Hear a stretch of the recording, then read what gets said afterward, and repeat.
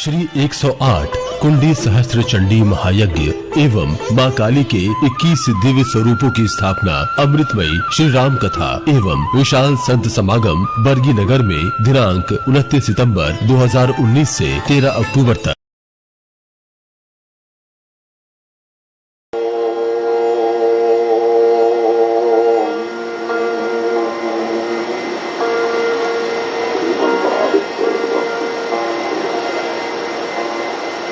कल्याणानां निधानं कलिमलमतनं पावनं पावनानां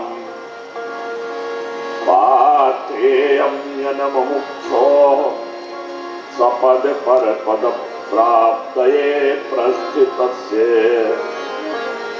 विश्रामस्थानमेकं कविवरवचसां जीवनं सज्जनानां बीजं धर्मद्रुमस्य प्रभवतो भवतां भूतये राम नाम। श्री राम जय जय जय राम। श्री राम जय जय राम। श्री राम जय जय राम।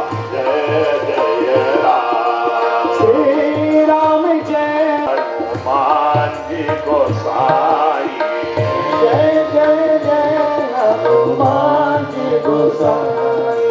कृपा करहु गुरुदेव की नाई। कृपा करहु गुरुदेव की नाई। श्री राम जय जय राम। श्री राम जय जय श्री राम जय जय राम। श्री राम जय जय राम। श्री राम जय जय राम। श्री राम जय जय राम। श्री सच्चिदानंद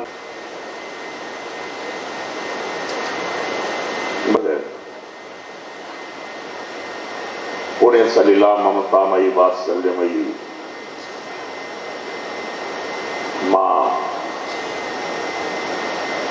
नर्मदा के पावन तट पर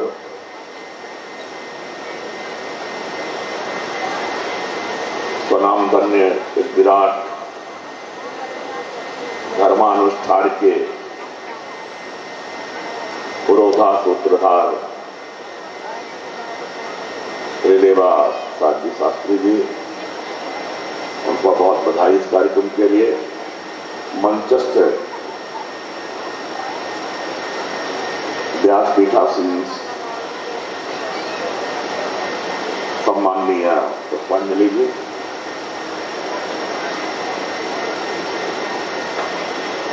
परमहंस जी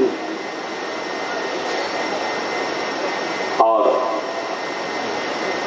श्री वृंदावन धाम से पधारे हुए मल्लुक पीठा पीठ के उत्तराधिकारी सम्माननीय श्री दीनबंधु दास जी और सभी सम्माननीय संत, मंच के कुशल संचालक वक्ता विद्वान, पर्सनालिटी से संपन्न श्री राजीव रोजम साहब जी,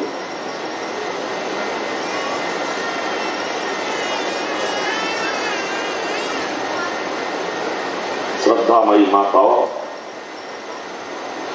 मनीषी धर्म सज्जन वृंद,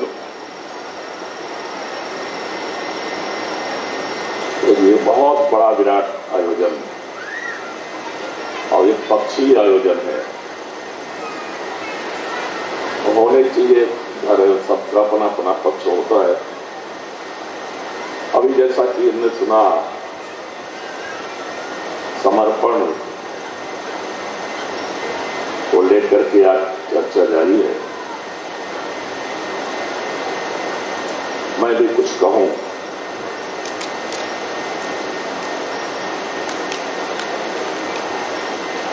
ये सृष्टि में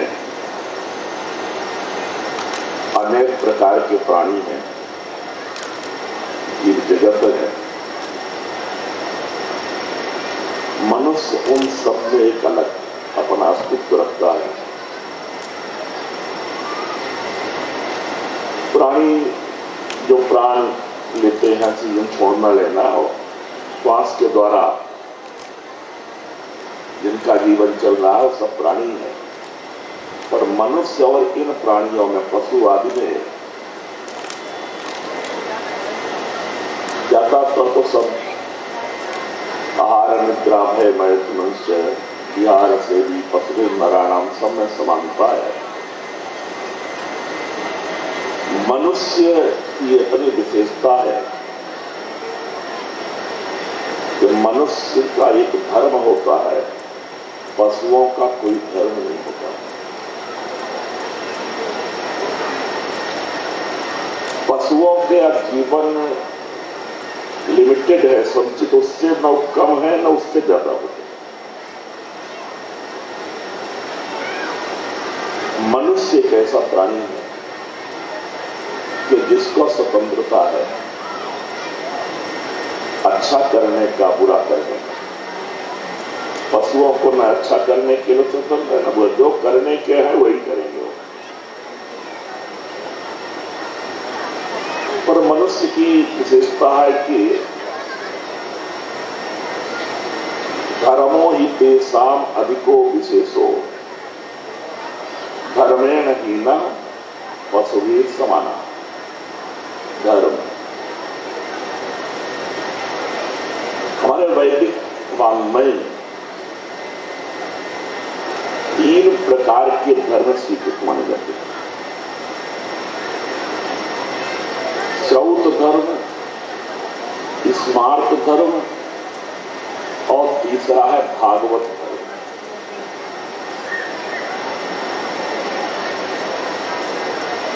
कुछ यज्ञ, वैदिक यज्ञ है, श्रौत धर्म है, श्रुतियों का धर्म, स्मृतियों में जिनका वर्णन।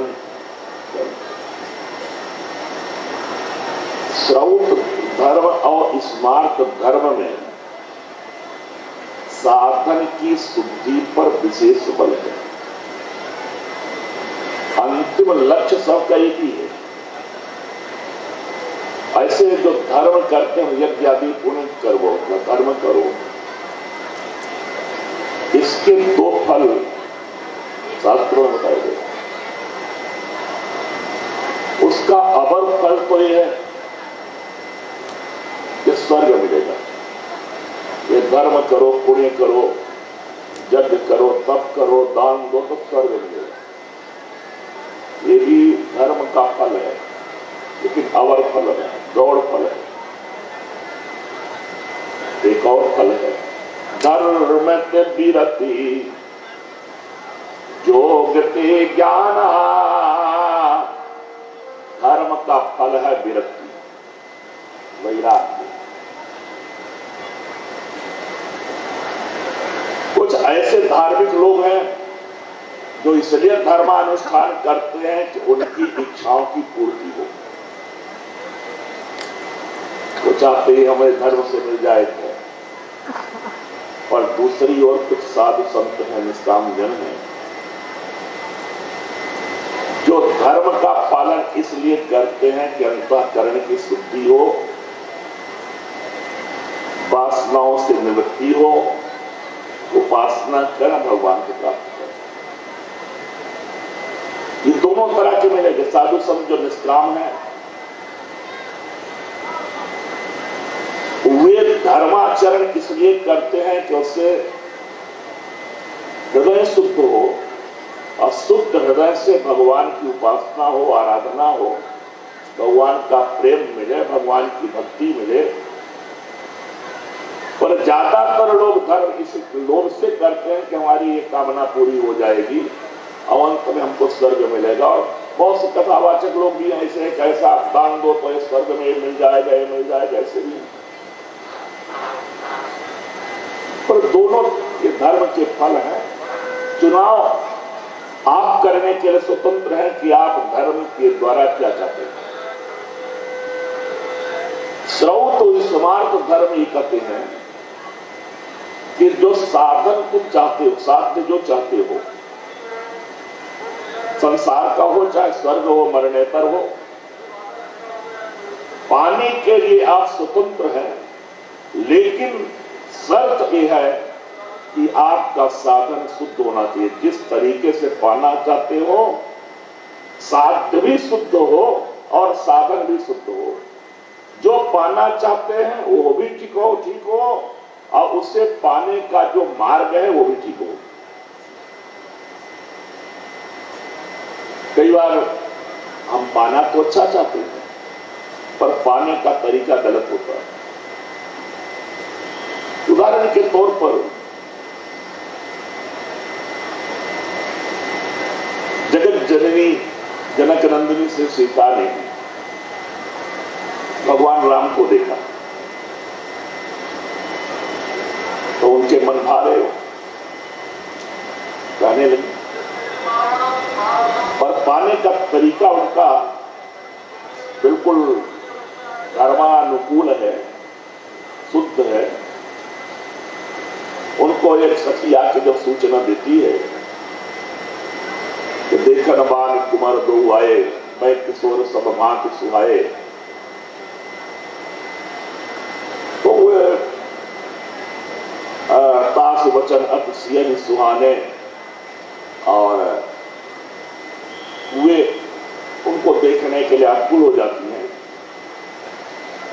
और फिर चली अगर अम्रकरी प्रिय सखी सोई, अकेले नहीं तो होता है कि हमें कोई बाधा न डाले, हम चुपचाप कहीं से निकले। और जब जैसे वो सखी जो राम से मिली, सब पूजन करने आई थी, तो पूजा मंडली को छोड़कर वो पार्क घूमने चली गई, बगीचा की, और जाके अकेले मिलाई राम से। पर सीता ने ये नहीं कहा कि हम अकेले जाए, सबको ले गए, पर आगे उसको किया जिसने देखा है। वही तो गुरु होता है। गुरु में और सामान्य व्यक्ति में अंतर यही है, हाथ पांव सब एक जैसे ही होते हैं, पर जिसने गुरु भगवान का साक्षात्कार कर लिया, मिल लिया, वो गुरु है। और वही जो नहीं पाए हैं भगवान को नहीं मिला सकते। सीता जी उन्हें गुरु के रूप में वर्ण करती हैं और वहां जाती हैं, भगवान को देखती हैं और हृदय में बसा लेती हैं, पाना चाहती हैं। समय कम होने से ना लोगों के जाने का समय हो रहा है, तो मैं ज्यादा उदाहरण नहीं दे रहा हूं। लेकिन अब मिले कैसे? एक प्रस्ताव के साथ पंखा की तरह लेकर के जयमाला प्रणय प्रस्ताव लेकर पहुंच जाती कि आई लव यू, तुम्हें पसंद करती हूँ, बस मिल जाओ, गले पहनो। शास्त्रीय मार्ग ये है कि इन्हें पाने के लिए वे अपने इष्ट का सहारा लेती, भगवती की आराधना करती हो, जानती हम नहीं पा सकते हैं, पर किसी देव का जो लोकोत्तर शक्तियां हैं, देव शक्तियां हैं, वे हमें हमारे साध्य के प्राप्त कराने में सहायक हो सकते हैं। तो जाकर के भगवती की पूजा करती हैं, अब भगवती का आशीर्वाद मिला, तुलसी सत्य शीश हमारी, पूजा ही मन का मना। ये सही तरीका है। जो पाना चाहिए उसके पाने का तरीका भी ठीक होना चाहिए, शास्त्र सम्मत होना चाहिए, समाज सम्मत होना चाहिए, सदाचार सम्मत होना चाहिए। दूसरी ओर आप सुरपड़खा को देखो, सुरपड़खा देखती है और भी मुक्त हो गई भगवान पर, स्वाभाविक है, पाना चाहती है, लेकिन उसने साधन शुद्धि पर ध्यान दे दिया। भगवान के पास गई कि मैं आपसे से विवाह करना चाहते। भगवान ने सीता की ओर देखकर उससे बात किया और उसने संकेत देता सीता ही चितई के ही प्रभु आता में कि शूर्पणखा मुझे पाना चाहती हो तो बड़ी अच्छी बात है, लेकिन मुझे पाने का तरीका जरा इनसे सीखो। सीता ही चितई, जिसने मुझे पहले पाप किया है उससे पूछो, उससे जानो। लेकिन वो गलत अर्थ लेती है और उसके कारण उसके अंतिम नाक कान काटे गए। श्रौत स्मार्ट धर्म में इसी की बहुत है कि वही साधन शुद्धि जरूरी है, लेकिन जो ये भागवत धर्म है जिसका वर्णन प्रमुखता से श्रीमद् भागवत में है, रामचरितमानस में है, उस समय साधन शुद्धि पर बिल्कुल ध्यान नहीं दिया जाता। साध्य बहुत, बस साध्य चाहिए हमें, जैसे हम चाहते हैं वो किसी भी प्रकार से मिले, सही तरीका से मिले चाहे गलत तरीका से मिले, पर वो मिलना चाहिए। अंतर ये है कि भागवत धर्मी जो होता है उसका साध्य संसार कभी होता नहीं, उसका साध्य भगवान है। भगवान को प्राप्त करना, भगवान को प्राप्त करना है तो फिर कैसे करो? तो ये की ओर शास्त्रीय विधान है,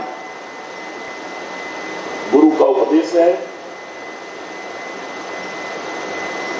ऐसा करो। लेकिन कईयों को लगता हम ऐसे नहीं कर पाएंगे, वे साधना करने में सक्षम नहीं है, तो फिर पर चाहिए हमको भगवान को चाहिए। हम साधना के द्वारा नहीं प्राप्त कर सकते तो फिर कौन सा, और उसी को एक अर्थ में शरणागति करते हैं। अब ध्यान रखना है, संसार में जीवन जीने के 3 रंग हैं,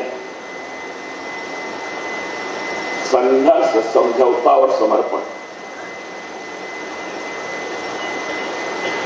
विरोधियों के साथ संघर्ष करना, परिवार में समझौता कर लेना, संघर्ष मत करना परिवार में, और भगवान के सामने समर्पण करना। समर्पण दुनिया के लिए नहीं, लेकिन हम लोग ज्यादा उल्टा करते हैं। दुनिया में अपना स्वार्थ पूर्ति के लिए तो समर्पण कर देते हैं, भगवान से समझौता करते हैं। हे भगवान एक काम हमारा कर दो, तुम्हारी तरह अनुष्ठान करेंगे, पूजा करें, सब समझौता है ना। हमारा काम तुम करो, हम तुम्हारा करते हैं। समझौता परिवार में करना, परिवार में टकराव ना हो। समझौता माने 50-50, कुछ तुम हमारी बात मानो, कुछ हम तुम्हारी बात मान जाते हैं।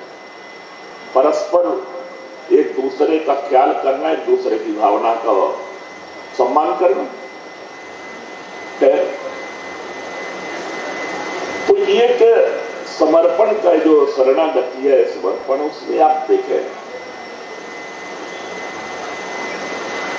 भगवती सीता ने प्रभु राम को, है ना, शुद्ध साधन के मार्ग से पाया।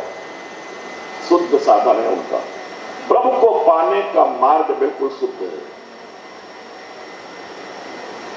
और शूर्पणखा का मार्ग अशुद्ध है, इसलिए उनको मिलेगी। दूसरी ओर आप गोपियों को देखो, गोपियां भी भगवान को चाहती हैं। गोपियों के जीवन के लक्ष्य साथ थे श्री कृष्ण, लेकिन गोपियों का तरीका शुद्ध नहीं है, साधन शुद्धि नहीं है। ये गोपियां जब बंसी धुन सुनकर रास लीला के लिए गई, भगवान ने बंसी बजाना बंद कर दिया और रोक दिया। भगवान ने वहां गोपियों को ही बताया, मुझे चाहती हो तो मुझे पाने का तरीका यह है कि धर्मानुष्ठान करो, अपना धर्म का पालन करो पहले। और धर्म का उपदेश किया, पत्नी का क्या धर्म है, पति का क्या, बहन का क्या है, मां का क्या है, धर्म करो। धर्म का पालन करने से मेरी प्राप्ति होगी। अब मैंने गोपियां पूछते हैं कि ये धर्म का पालन करने से क्या मिलेगा? पति को परमेश्वर मानो और उनकी सेवा करो। पर गोपियों का पति परमेश्वर नहीं होता है।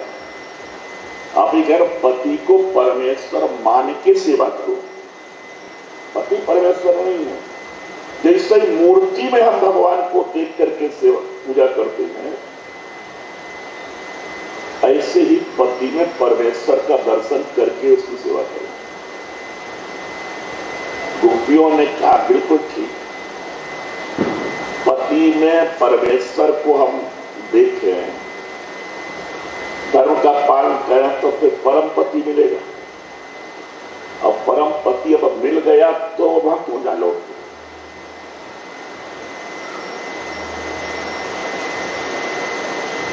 और भी नहीं लौटे। यहां थोड़ा सा भागवत के टीकाकार जो मतभेद है वहां पर जय गोस्वामी तुलसीदास जी से पूछो तो गोपियों का साधन शुद्ध है क्या? बोले बिल्कुल नहीं।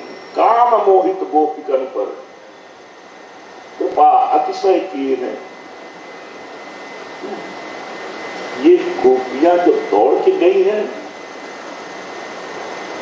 वे काम मोहिता है। और चूंकि गोपियों का जो समूह है उसके कई वर्ग हैं, हर तरह की गोपियां हैं इसमें। विशुद्ध प्रेम संपन्न गोपियां भी हैं, निष्काम भी हैं, सकाम भी हैं, और कृष्ण को मानने वाली सब गोपियां उन्हें भगवान नहीं मानती, नहीं जानती। भागवत के टीकाकारों के दो वर्ग हैं। एक मानते हैं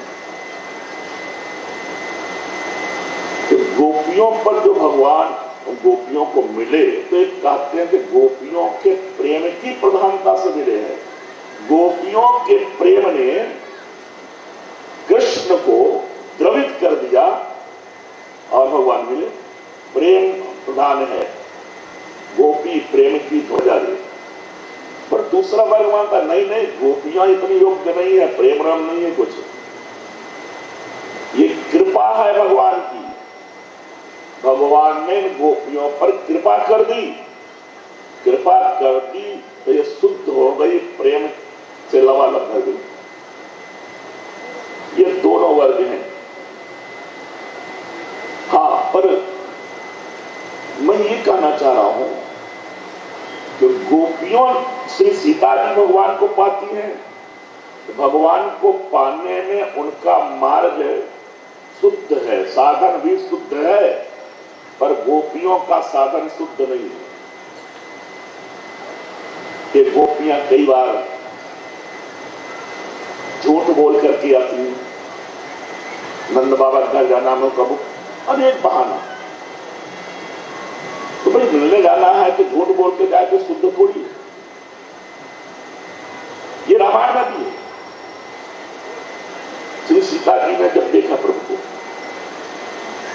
फिर हृदय में बसा करके लौटने लगे, लेकिन मन नहीं मान रहा था। अभी हमने जी भर के देखा नहीं, तो बोले एक झलक हो मिल जाए, लेकिन ऐसा नहीं करते हुए वो सखियों से कि सखी चलो एक बार और देख ले,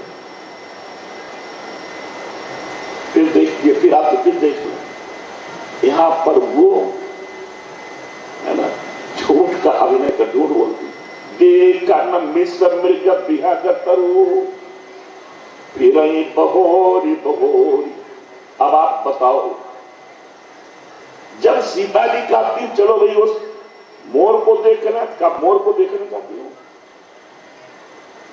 उस मृग छौने को देखने के लिए फिरती है, वृक्ष को देखने के लिए और जो कारण बताती हैं सखियों से वो झूठा है कि सच है? वो झूठ है। सच तो ये है कि वो राम को देखना चाहती है, कई बार इससे झूठ बोलती है। अब ये प्रश्न है कि झूठ बोलने से पाप लगेगा कि नहीं लगेगा? लगेगा। लेकिन श्रौत स्मार्त धर्म को प्रमाण का बल होता है शास्त्रीय भाषा में। भागवत धर्मानुरागी को प्रमाण का बल नहीं होता, प्रमेय का बल होता है। अपने साधन का बल, हमारा साधन बिल्कुल ठीक है, मैं ठीक कर रहा हूं अनुष्ठान, इसलिए इसका फल मिलेगा ही, 2 2 4 होगा ही। लेकिन शरणागतों को, ये भागवत धर्मावलंबियों को अपनी साधना का बल नहीं होता, प्रमेय बल होता है। इसको और स्पष्ट कर दो एक छोटे से झलक से। पितामह भीष्म है, जिनकी चर्चा भी आप सुन रहे थे। उनका व्यक्तित्व बड़ा विचित्र है।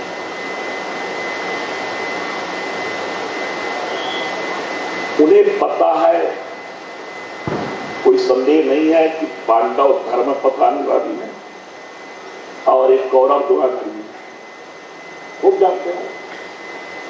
समय समय पर वे इनका सपोर्ट भी करते हैं, पांडवों को विजयी होने का आशीर्वाद भी देते हैं वो। लेकिन जब लड़ने का समय आया तो वो पांडवों की तरफ न खड़े होकर कौरवों की तरफ खड़े हो गए। क्यों? धर्म का पक्ष लेना चाहिए क्या? धर्म का। अब क्या मजबूरी थी उनकी कि इस पक्ष में ही रहना? विदुर बड़े स्पष्टवादी, समझाया, नहीं माना तो अधर्म का पास साथ छोड़ दिया। पर भीष्म ऐसा क्यों करते? और बड़ा विचित्र, जब महायुद्ध चल रहा है तो लड़ते तो कौरवों की तरफ से है, लेकिन विजयी हो पांडव, ऐसा चाहते हैं। बटा हुआ व्यक्तित्व, खंडित व्यक्तित्व, मन से दूसरी तरफ, तन से दूसरी तरफ, ये अच्छे आदमी के लक्षण नहीं। और सही बात तो है कि उनके जो चरित्र नहीं है भीष्म का ये। लेकिन भागवत में जिन 12 महाभागवतों का नाम लिया गया है, उसमें भीष्म का नाम है। फिर ध्यान देना, जो भीष्म कर रहे हैं वो आदर्श योग अनुकरण नहीं करना चाहिए, ठीक नहीं है। वे तो चाहते तो ये झगड़ा ही नहीं होता है। जैसा वो चाहते थे पांडव धार्मिक, उनका पक्ष लेना चाहिए। यदि खड़े हो जाते हैं अडिग होकर, है दुर्योधन ऐसा नहीं कर सकता तू, तो दुर्योधन की हिम्मत नहीं थी कि वो फटकार सकता है इनको। विदुर को तो दुर्योधन फटकार सकता है, अपशब्द कह सकता है, लेकिन भीष्म को नहीं कह सकता, उसकी ताकत नहीं। लेकिन भीष्म की कमजोरी है कि वे नहीं कहते। पर व्यास जी कहते हैं, श्री सुखदेव जी कहते हैं कि वो महाभागवत, और महाभागवत बस वही है कि वो भागवत धर्मावलंबी है। भागवत धर्मावलंबी को प्रमेय का बल, प्रमेय माने अपने साध्य का बल होता है। गोपियों से कोई पूछे कि झूठ क्यों बोलती हो, बहाना बना बना के क्यों आती हो, बोले बोलती है, बोलेगी तो झूठ बोलने का पाप नहीं लगे, बोल लगेगा। लेकिन जब हम उनसे मिल लेंगे तो निष्पाप हो जाएंगे। भीष्म से किसी ने पूछा कि आपने पांडवों का साथ क्यों नहीं दिया, कौरवों के पक्ष में क्यों आए? बड़े एक समझने की बात है, यही उनकी जो भावना है, चिंतन है, भीष्म को महाभारत बनाती। वो ये है, भीष्म ने कहा कि मैं भी चाहता था कि पांडवों की तरफ से लड़ूं, लेकिन दो कारण है कि मैं पांडवों की तरफ से नहीं लड़ा। एक कारण तो ये कि मुझे एक पक्का भरोसा है कि पांडवों की विजय होगी। क्यों विजय होगी? अरे ज्यादा सैन्य बल दुर्योधन की तरफ है और ज्यादा योद्धा अर्जुन जैसे योद्धा पांडवों की तरफ लेके ही है, और इधर भीष्म, द्रोण, कर्ण, इनका सामना पांडव दल में कोई करने वाला नहीं था अर्जुन के अलावा। ये जो सारी दृष्टियों से देख करके नहीं लगता कि पांडवों की विजय होगी, पर भीष्म ने कहा विजय पांडवों की होगी। विजय संसाधनों से नहीं होती है, विजय तो परमात्मा की कृपा से होती है, कृपा से।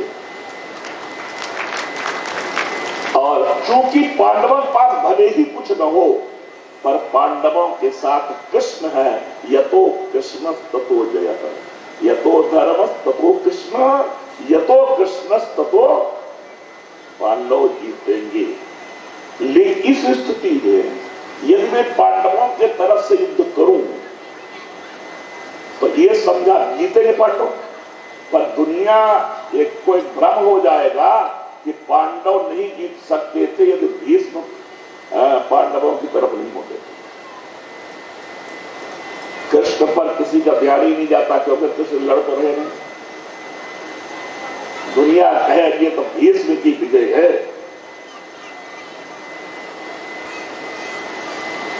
श्रेय मेरे प्रभु को मिलना चाहिए और विजय का श्रेय मुझे मिलेगा।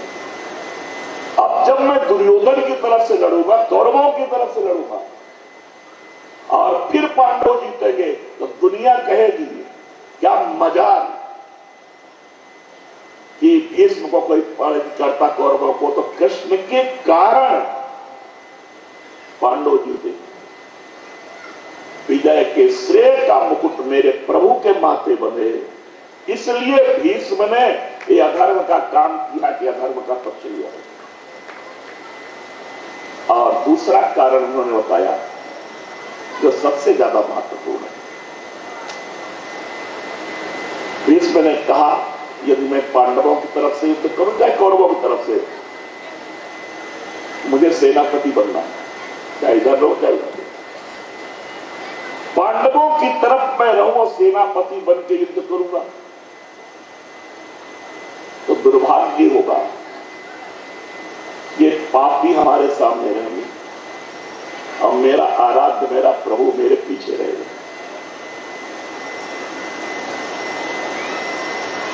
और कौरवों की तरफ से युद्ध कर रहा हूं, ये लाभ मिल रहा है कि पापी पीछे रहते हैं और मेरे प्रभु मेरे सामने रहते हैं। मैं युद्ध नहीं करूंगा, मैं बाण नहीं चलाऊंगा अर्जुन पर, कृष्ण को देखूंगा और ये बाण के पुष्प प्रभु के चरणों में समर्पित करूंगा। भगवान का दर्शन, और इसीलिए वो चाहते थे युद्ध लंबा खींचे।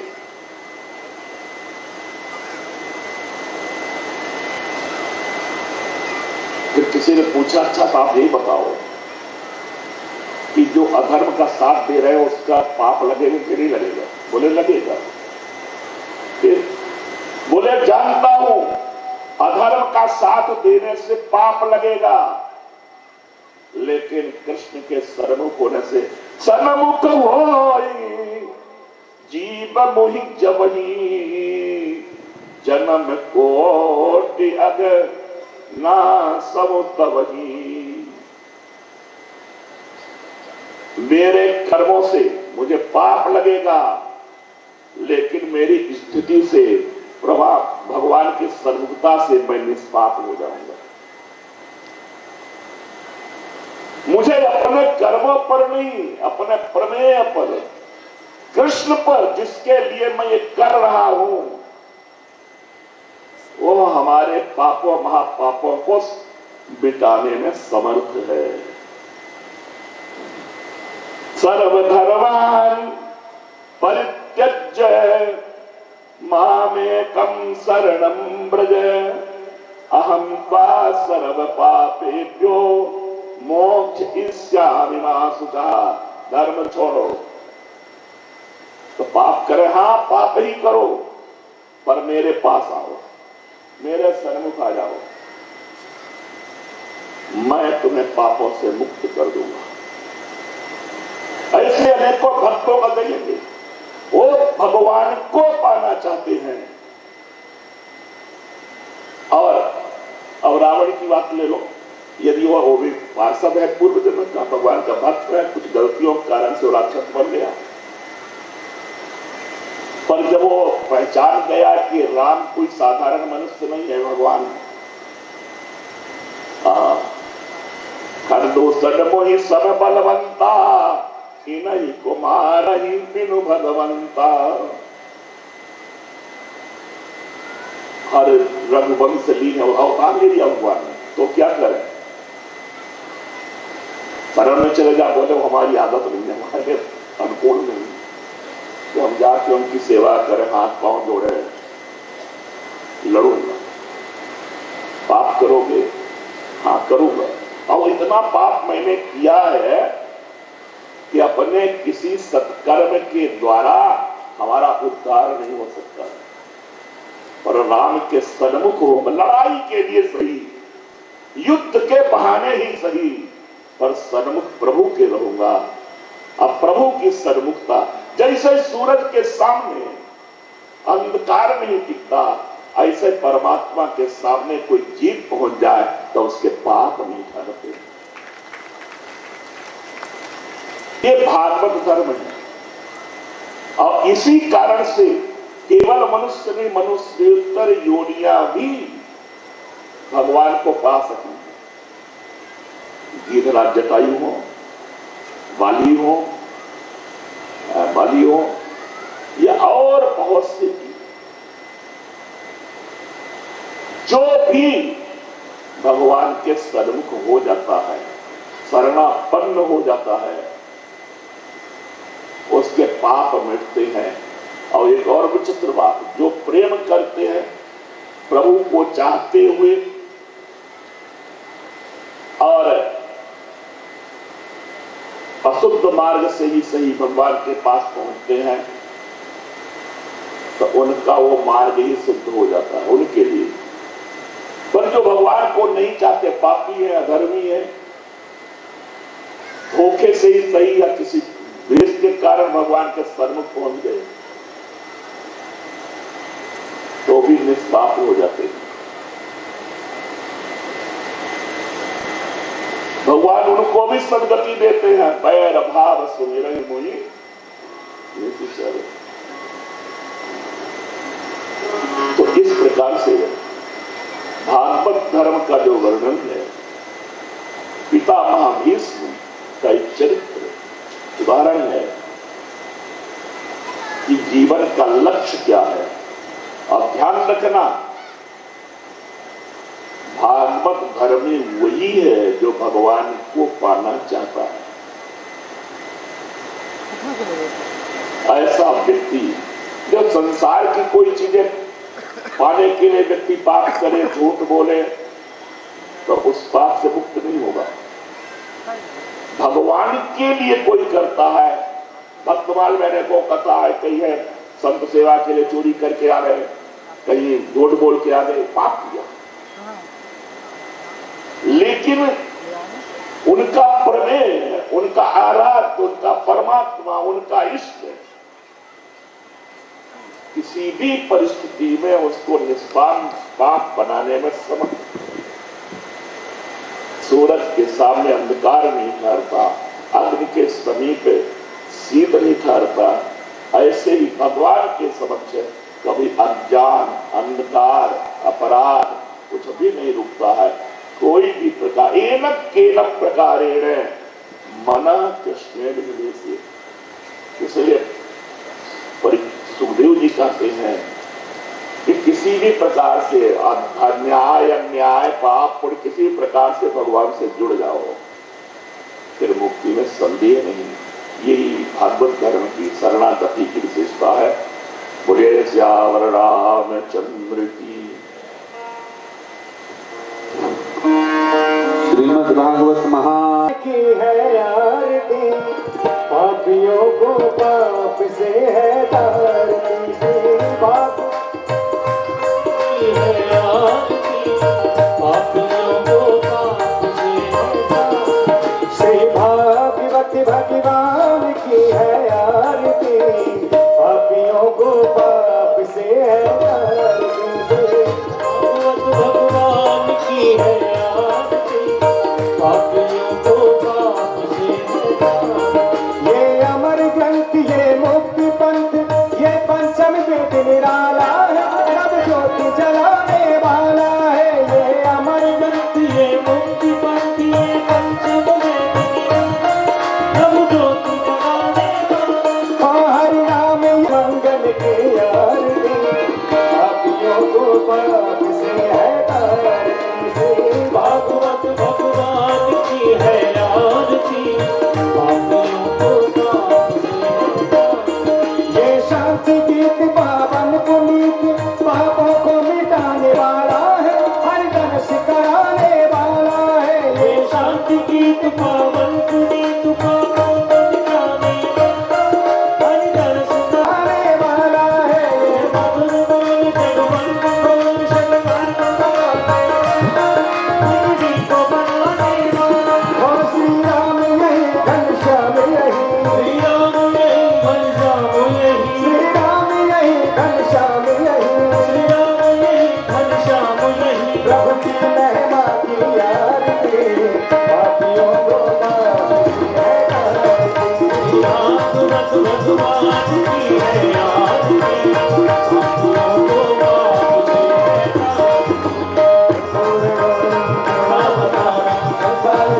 तारती।